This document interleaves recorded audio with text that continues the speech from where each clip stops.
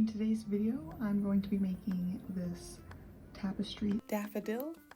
This is going to be 40 stitches by 40 rows of single crochet with a 5mm hook.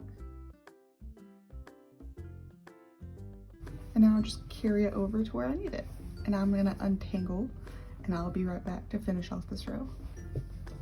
So we need 17 of the background stitches. I'm on 16 after I've gone over that yellow a little bit. Pull that forward, grab the yellow, and do 2 yellow stitches.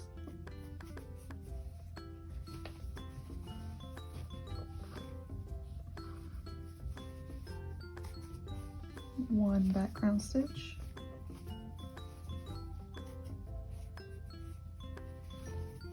One yellow stitch, one background stitch again, and I'm going to check where I'm at. Right. So I'm going to drop the yellow, switch spots with the dark yellow, pull through.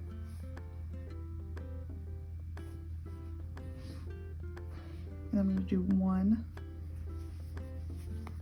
dark yellow stitch, and then 2 background color,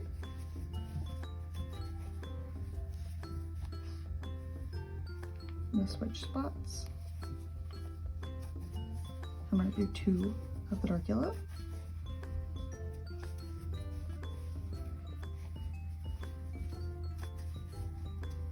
I'm going to go over the dark yellow once and drop it, and then we're here. So on our way back, when I see that dark yellow, I'm just going to pick it up underneath my background color and carry it over to where I need it again, just like we did with this yellow. We just don't have to carry it over as much. And I'll meet you when we get right back here. So we need 15 of the background stitches before we get to our first dark yellow. I'm on stitch 14. I'm going to pull up 1. Move this over, grab the dark yellow from the back, pull that through, do 2 dark yellow stitches, pull this over, and pull this through. I'm going to go over the dark yellow once, and I'm going to drop it, because we won't need it again at all, actually, so never mind. Ignore me. I'm going to keep going over the dark yellow for a little while. Okay. So I'm going to do 2 stitches.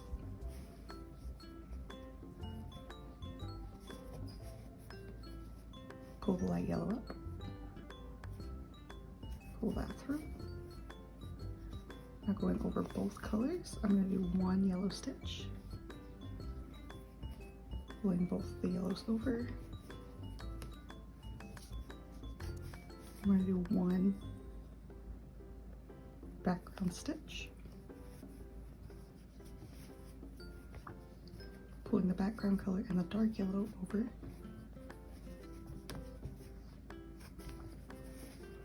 I'm going to do 2 light yellow stitches,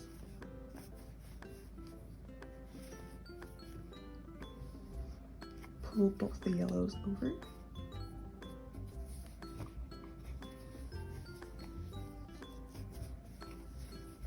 so I'm going to do 1 background stitch, and then I'm going to drop the light yellow in the back. I'm going to keep going over the darker yellow for a few more stitches.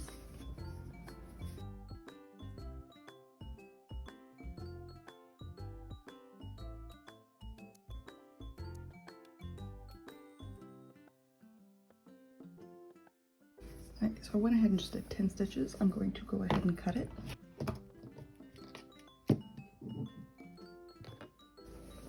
Just the dark yellow.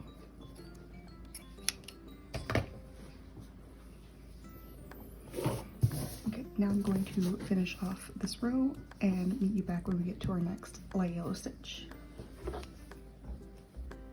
So for our next row, we do 18 stitches of the background color until we get to our first yellow stitch.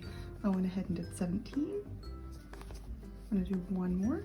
I'm going to switch places with the yellow. And I'm gonna do 3 yellow stitches.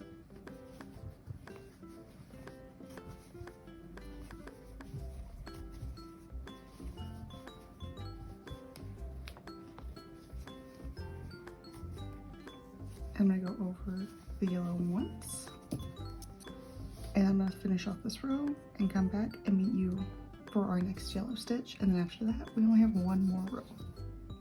Okay, and now that you only have 2 colors left, it's really easy to untangle, so don't forget to untangle, mark your spot. And now that I've gotten to here, it's 20 background stitches to the next yellow. I have done 19. So I'm gonna go ahead and pull up a loop to do one more. Pull that forward, grab the yellow, and I'm gonna do 2 stitches. Pull that forward, and go over this once, drop it, and then I continue this off, and then I'm gonna meet you back here for our next yellow stitch. So you need 17 stitches of the background color before you do your first yellow stitch. I am on 16. I'm gonna go ahead and pull up the 17th.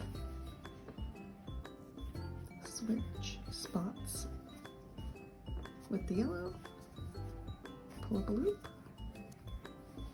and then I'm going to do my last 2 yellow stitches.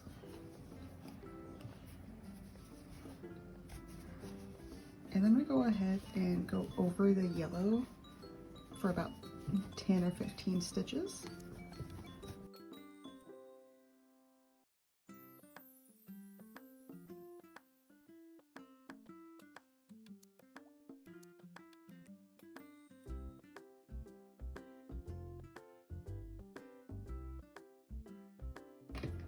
Go ahead and cut a tail.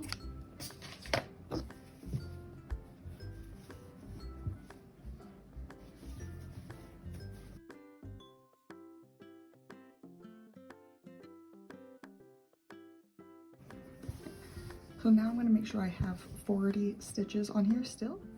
So yes, I still have 40 stitches on here. So I'm going to just go back and forth until I've done 6 more rows of just the background color.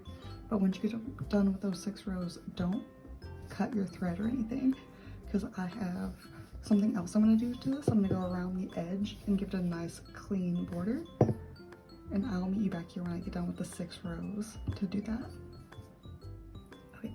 So I have completed the 6 background color rows, and now we have our daffodil.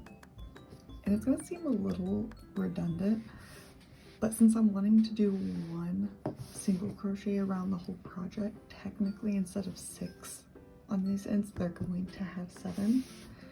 Because when I finished it off going this way, but see how that makes the loops face this way? I want them to face this way, so it looks nice from the side.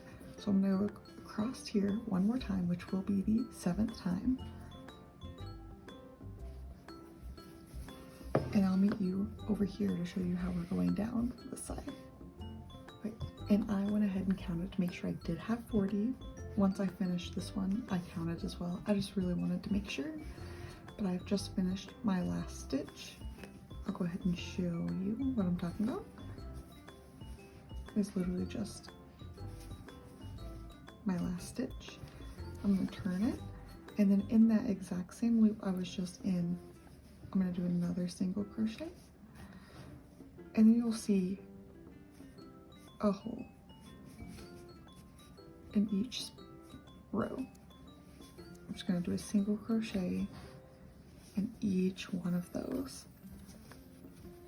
And see, it made a nice corner, but see, now the V's are facing up instead of it looking like this in the front. It just looks much, much better.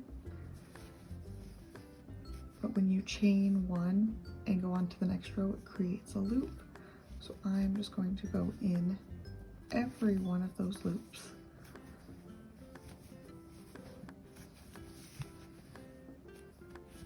And single crochet. And I'm going to keep going like this all the way until we get down here, and I'll show you how to maneuver around doing the bottom. Okay, so I've gotten to my next to last one, and I'm going to go in and do that. And just like how up here we finished our last stitch, turned our work, and did a stitch in the same spot, we're going to do that here. We're going to turn our work, and we're going to do another stitch in that same spot. And then we're going to be able to do one in every single crochet along the bottom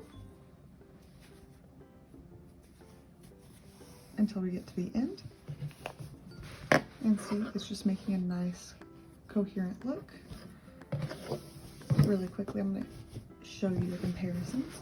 I need to block my work, but for now, see how this corner is just nice and coherent, and it's one style. Here you have the stitch and then you have this, which doesn't look bad. You can leave it like this if you plan on just making like one square to like frame and put up or kind of use for decoration. But if you plan on stitching them together, which I'm going to do throughout these videos, we're going to make multiple of these. I'm going to make 18 of them actually. You only need 16 or less depending on how many you want to put together, but I'm going to do a 4x4 square, and you're going to stitch them together, so you're going to kind of need this if you want the stitches to look good, but it's entirely up to you. So again, I'm going to finish this off, and I'll meet you in the corner to show you what to do there. So I went ahead and counted to make sure I was in the right spot. I'm going to go ahead and do my last stitch. I'm going to turn my work, go into that spot, and do my second stitch. And then I'm going to start going, and as I go, I'm going to crochet over this tail, just so I don't have to weave it in. You don't have to, you can weave it in if you would like. I'm just lazy.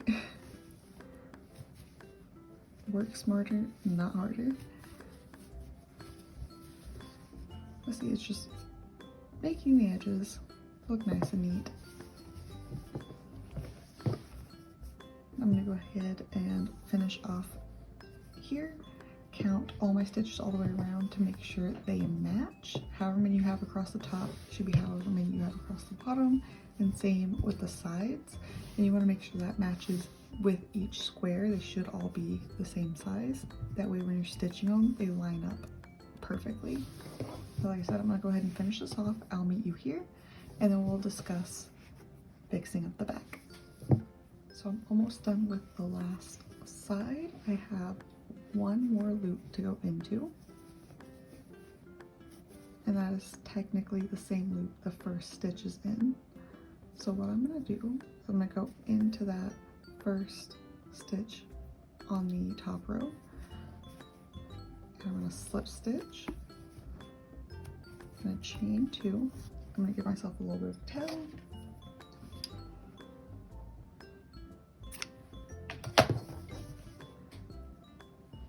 through, and I counted all of the sides already, and each side does have 40 single crochets. So I'm going to go ahead and pull that nice and tight, and once it's blocked it'll look much nicer.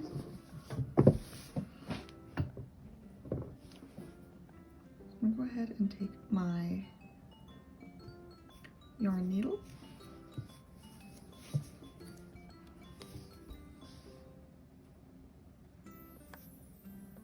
what I want to do is in that top V, I'm going to go in the middle of it, just to kind of hide that away.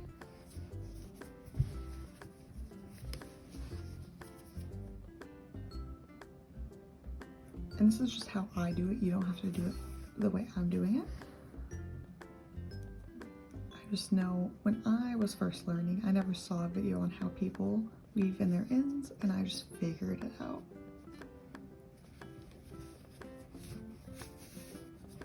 I am just going behind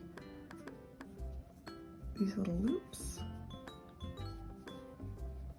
and I like to go in about 10 stitches, give or take. So let's see.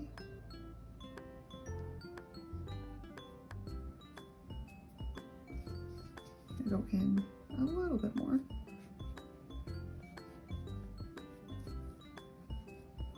Sometimes I'll go in about 15 in one direction, skipping the last one that you pulled through and going over it, and then I'll usually go in 10 this direction.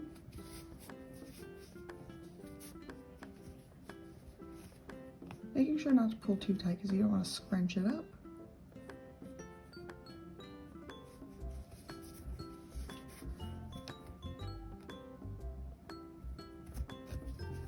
And now, that was the only thing you had to weave in, because everything else was done on the job, in the process. So it is a little wonky right now, but again, it needs to be blocked. So what you can do is you can either weave these ends, since you went one direction over them a little bit, you can go ahead and just finish off that direction and cut them, and you don't have that much to do. Or since you did go over them a little bit, if you trust it, you can go ahead and cut that. What I'm going to do is an alternative method. In YouTube, I am an adult. I am nearly 30. So it is okay that I'm about to use a lighter, but I will leave a little nub of the thread. Actually, let's do it on a lighter one so you can see it a bit better.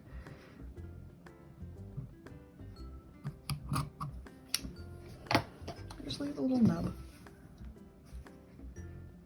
About a quarter to a third of an inch. I take my lighter, and this is acrylic yarn, so it will melt. But I love this yarn brand, is quite soft acrylic. Not that it matters, I'm just saying if you want to make this into a blanket, like it's soft and you can always soften it up more. But since this is acrylic, it will melt. So I will just melt it a little bit, wait for it to simmer, and get kind of short, and then I just smush it into the fabric. So it will leave a dark spot on it if your fabric is lighter. If your fabric's dark, like a dark brown or black or gray, you won't really notice it. But I smushed it into the fibers, so that is not going anywhere. And yes, you can see it, but like I said, this is going to be a tapestry on my wall, so you're not going to see the back. And also, like, you have all these little bits, so like the back is just not pretty anyway. So I'm really not too concerned about a couple little black specks here and there. So you don't have to do it my way. I'm going to. And make sure if you are doing this, you're in a well-ventilated area and you're wearing something over your face. So I'm just going to go through and trim all these down and singe them and smush them into the fiber and block it, and I'll be back to show you what this looks like once it's been blocked. Now that I have this fully blocked, this is what it looks like. It looks very nice, it's very flat, and it's very flexible. And you can block it a few different ways. You can get this whole thing wet and squeeze out the excess water so it's just damp, and then you can pin it either to a blocking board, which can be foam or wood or whatever, or you can do what I did, which I have a blocking board, but I currently have another project on it. So I just pinned it into my carpet. I just put it in the corner of my craft room and I just pinned it into the carpet, which worked just fine. You can also steam it and then again pin it, or you can do what I did, which I took a flat iron and I ironed one side and then I ironed the other, and then while it was still warm I pinned it and then I let it cool that way. And this is what we're left with, is this nice little daffodil, and this is our simple one. This is a level 1. And then on our next video we're going to be doing, you know what, no, I'm gonna leave that as a surprise. You'll see what we'll be doing next week. If you have any questions about anything maybe I didn't explain very well or you didn't understand, please feel free to ask them in the comment section below. If you'd like to ask them in a more private setting, you can contact me on Instagram, which I will have linked in the description box below. And if you made it this far into the video, thank you so much for watching, and I hope you have a wonderful day. Bye!